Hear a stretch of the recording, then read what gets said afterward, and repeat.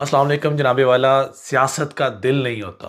और अगर ये बात जो आपने सुन रखी है वो यकीनन आजकल की सियासत को अगर हम जेन में रखें तो वो 100% इस पर इम्प्लीमेंट होती है।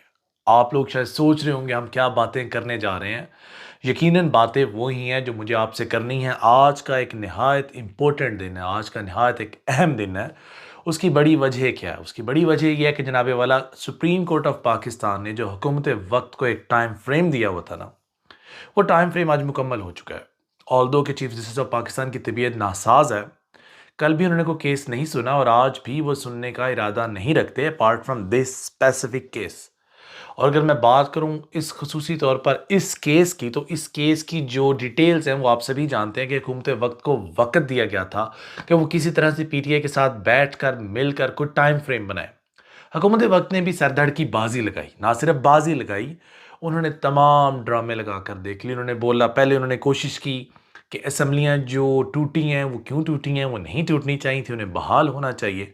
और एक ड्रामा इस वक्त जो है ना मार्केट के अंदर है और उसके अंदर यकीनन सच्चाई भी है, सदाकत भी है, क्योंकि इसके बारे में बहुत बड़े बड़े नामवर जाने माने लोग, बहुत बड़े एंकर जिन्हें आप कह सकते हैं, या जिनका इन्फ्लुएंस ज़्यादा है, या जिनके पास इंटेल है, या जिनके अंदर से खबरें जिनको मिल जाती हैं, फीड होती हैं, मिलती हैं, वो एक अलग बहस है, उस पर हमें नहीं जाना। तो उन लोगों ने भी ये बात कर रखी है कि यकीनन असम्बलीज़ को रिकॉल करने की बात की जा रही थी, क्योंकि हुकूमत वक्त चाहती है कि अगस्त में जब असम्बली की मुद्दत मुकम्मल हो तो जनरल इलेक्शंस की कॉल दी जाए। पहले हुकूमत वक्त का इरादा था कि जनरल इलेक्शंस ना लड़े जाएं, क्योंकि पीटीआई को हम एक स्पेसिफिक सूबे के अंदर पकड़कर घसीट कर मारे। लेकिन जब ग्राउंड रियलिटीज़ और चेक्स किए और जो स्पेशल ब्रांच की रिपोर्ट्स थी, जब वो हुकूमत वक्त तक पहुंची, तो उनके पैरों के नीचे से ज़मीन निकल गई और सोने पे सुहागा, जलती पर तेल का काम ये हुआ कि हुकूमत वक्त के जो टिकट्स के कैंडिडेट्स थे वो भी सामने नहीं आए। अब क्या पीदी और क्या पीदी का शोरबा, जब जनाब ने इज़्ज़त माब ने देखा कि इलेक्शन लड़ने की तो हम पोजीशन में नहीं है, तो हुकूमत वक्त ने टाइम फ्रेम पे नोटिस किया। उन्होंने कोशिश की किस तरह से इलेक्शंस को लटकाया जाए। और एक बड़े मज़े की बात जो मैं आपसे शेयर करने जा रहा हूँ, एक वक्त था जब कासिम सूरी की रूलिंग को ओवर रूल किया गया था और सुप्रीम कोर्ट की जानिब से एक ऑर्डर आया कि असम्बलीज डिसमिस नहीं हो सकती।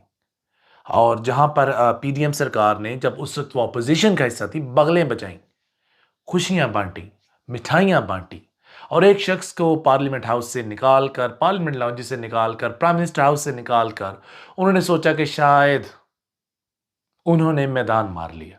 लेकिन यकीनन वो तो बिगनिंग थी एक रेवोल्यूशन की, और वो रेवोल्यूशन आज इस हुकूमत वक्त के तकरीबन तकरीबन गले का तौक बन चुका है।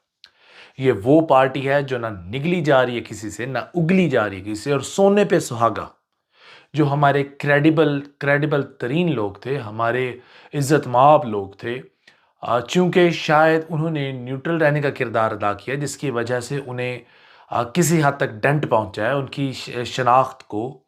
उनके किरदारों पे सवालात उठाए जा रहे हैं। और ना सिर्फ पाकिस्तान तहरीक इंसाफ के लोग बात कर रहे हैं, बल्कि पीडीएम के लोगों ने भी माजी में ये बातें की, बहुत ज़्यादा एजेंडेज लाए, खुफिया आप कह लें कैंपेन्स लगाई, अलानिया कैंपेन्स लाई। मौजूदा मिनिस्टर्स ने क्या क्या गुल खिलाएगी आप सभी जानते हैं। ये बात करके मुझे आपका कीमती वक्त ज़ाया नहीं करना, लेकिन let's come to the point. Let's not go far from the topic. Topic है आज का हमारा, टॉपिक यह है कि हुकूमत वक्त चाहती है किसी तरह से इस सुप्रीम कोर्ट की तलवार को पीछे किया जाए। बिलावल भुट्टो साहब ने भी बात बड़ी प्यारी की, उन्होंने बोला कि सुप्रीम कोर्ट की डोमेन नहीं है। Why Supreme Court is interfering in Parliament? Sir, सवाल तो बहुत वैलिड है और बनता भी है और करना भी चाहिए। लेकिन क्या आइन के अंदर हुकूमत वक्त को डिक्टेशन देने की एक सुप्रीम कोर्ट की जानब से कोई कुछ जगह है, कोई लूपहोल है? तो यकीनन है। सुप्रीम कोर्ट सुप्रीम है और सुप्रीम कोर्ट के पास इतने इख्तियारात हैं और थे माजी में, जिसकी वजह से उन्होंने एक चलती हुकूमत को घर भेजा, क्योंकि supreme court was all in all. और सुप्रीम कोर्ट के पास इख्तियारात हैं, ताकत है। लेकिन हमने अपने एक एक इकलौते इदारा, जो इस वक्त हमें इस मुल्क के पाकिस्तान में एक उम्मीद होती है, let's go to court, I will see in the court, मैं आप पे केस कर दूंगा, मैं आपको कोर्ट ले जाऊंगा। चलें, उस इदारे की क्रेडिबिलिटी पर सवाल अभी नहीं उठाते। Yes, we can say that five fingers are not equal, 5 उंगलियां बराबर नहीं होती, लेकिन ये कहना भी बेजाना होगा कि एक आदमी को एट द एंड अदालत का ही सहारा होता है। तो चले बात करते हैं अदालत की। अदालत ने हुकूमत वक्त को मौका दिया, स्टेज दिया। हुकूमत वक्त अदालत की मेहरबानी से हुकूमत में आई। वापस आने के बाद उसने कानून में जो तरमीम की, अपने केसेस रोल बैक करवाए और अदालतों से अपने केसेस रिवर्स करवाए, वो सभी हम जानते हैं। लेकिन चूंकि आइन में तरमीम हुई, कानून आपने बदला, जिसकी वजह से आपको रिलीफ इजीली मिल गया, चुटकियों में मिल गया।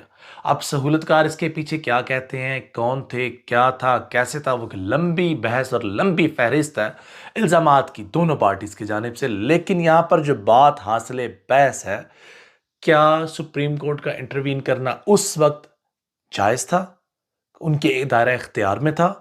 और आज चूंकि आपको सूट नहीं करता, तो राजा साहब ने जो जो स्पीकर असेंबली हैं, उन्होंने एक लंबा चौड़ा नोट झाड़ दिया सुप्रीम कोर्ट के लिए। चूंकि शायद आपको मालूम हो चुका है कि अब अदालत पे आपका जोर नहीं चल रहा और चीफ जस्टिस ऑफ पाकिस्तान आपका प्रेशर नहीं ले रहे। चैम गोइयां तो ये भी हैं कि जो सुप्रीम कोर्ट के चीफ जस्टिस ऑफ पाकिस्तान है, उनके ऊपर इतना दबाव डाला जा रहा है, उनके ऊपर इतना प्रेशर डाला जा रहा है कि जिसकी ताब ना लाते हुए वो इस वक्त डिप्रेशन का शिकार हो चुके हैं। लेकिन इसके बावजूद वो डटे हुए हैं, ये बात 100% है। और अगर ये बात 100% है, तो आपके पास आज आकर एक ही हरबा रह जाता था जो आपने एक्सरसाइज कर लिया। अब इसके बाद क्या? एक शेर है बड़ा प्यारा, कर लेंगे मालो जर जमा, फिर उसके बाद क्या? तो अगर आपने ये सब कुछ करके देख लिया और फैसला आपके खिलाफ आ जाता है, तो फिर भी आपकी एक तबले जंग बजाने के लिए आप तैयार हैं।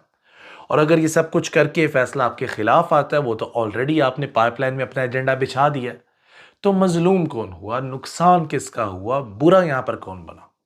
तो हुजूर वाला, अगर आप असम्बलीज को रिकॉल कर भी दें, असम्बलीज दोबारा आ भी जाएं, तो इसमें आपने तो अपनी तमाम तर क्रेडिबिलिटी का जनाजा निकाल कर रख दिया, और बशमूल उन लोगों का भी जिन्होंने आपका साथ दिया।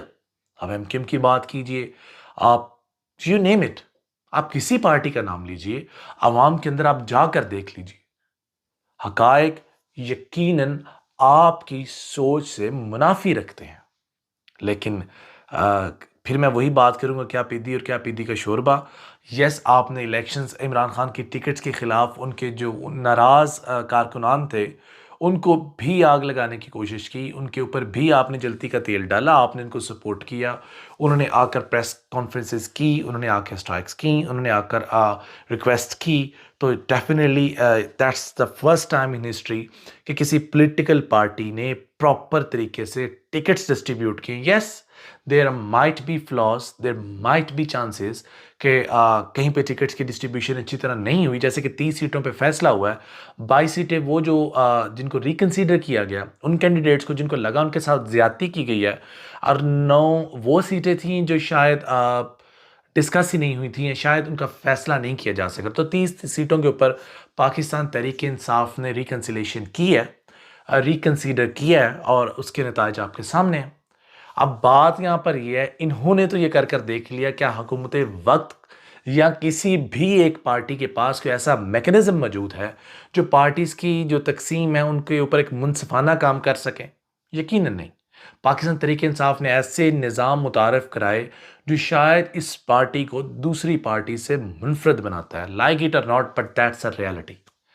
अभी तक के लिए अपने होस्ट को इजाज़त दीजिए। स्टे ट्यून्ड, मामला बहुत क्रिटिकल होने जा रहे हैं, और आज की कोर्ट्स की प्रोसीडिंग्स शायद कोई एक नया जो कह दे पता नहीं क्या लेके आती है। जो हम तक बातें आ रही हैं वो हम विदाउट एनी फैक्ट्स ब्रेक नहीं करना चाहते, तो इसलिए हम थोड़ा हौसले और ज़ब्त का साथ दे रहे हैं। हम ज़ब्त के साथ अपने आप को रोके बैठे हैं, लेकिन जो फैसले बंद कमरों में किए जाने की कोशिशें की जा रही हैं, वो यकीनन वैसे नहीं हो रहे, क्योंकि अब there is no one man show. There are multiple state, जो आप कह लें स्टेक होल्डर्स हैं इस वक्त इस मुल्क पाकिस्तान के, उनकी अपनी अपनी 1.5 इंच की मस्जिद है, और वो अपने फैसले खुद करने की कोशिश कर रहे हैं। आज की ये कॉन्फ्रेंस, आज के पीडीएम की प्री प्लान कॉन्फ्रेंसेस, अगर फैसला ये हुआ तो कौन सी कॉन्फ्रेंस पब्लिक करनी है, और अगर ये फैसला ये हुआ तो कौन सी वीडियो पब्लिक करनी है, वो भी तैयार है, पाइपलाइन का हिस्सा है, सोशल मीडिया विंग्स को पहुंचा दी गई है। ना सिर्फ ये, बल्कि पाकिस्तान तहरीक इंसाफ ने भी अपना होमवर्क कर लिया और आज सबकी नज़रें सुप्रीम कोर्ट ऑफ पाकिस्तान की जानिब है। देखना यह है कि आज का दिन सुप्रीम कोर्ट ऑफ पाकिस्तान इस प्रेशर को किस तरह से टैकल करता है और हुकूमत वक्त जो इस वक्त ढिठाई से बैठे हुए हैं सीटों के ऊपर, वो किस तरह से जो सुप्रीम कोर्ट ऑफ पाकिस्तान है इसको डिक्टेट करते हैं। अभी तक के लिए बस इतना ही। अल्लाह हाफिज़।